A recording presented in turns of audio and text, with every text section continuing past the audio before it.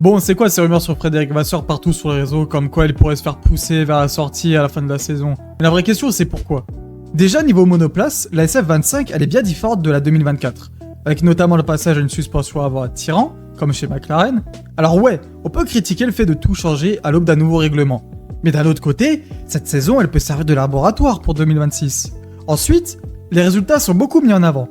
J'ai pas le temps de tout résumer ici, mais sur le papier, l'ensemble est correct et permet à Ferrari d'être deuxième du classement constructeur. Oui, il n'y a que Red Bull devant, mais c'est pas le problème de Ferrari.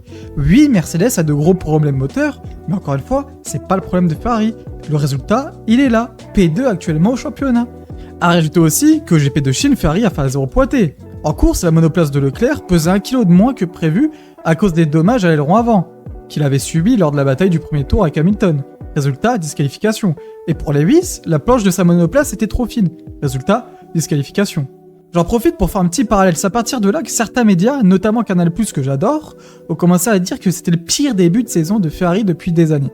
Ce qui est vrai, mais attendez, ils ont marqué 0 points en Chine à cause d'une disqualification technique, pas parce qu'ils étaient nuls. Alors oui, il y a eu les tensions entre Leclerc et Hamilton que je développerai plus tard, mais rien de grave. Pour moi, Vasseur est clairement l'homme de la situation. On le compare à Jean Todt, ce qui est normal, c'est un Français chez Ferrari. Mais le contexte est différent. Faites confiance en Frédéric Vasseur.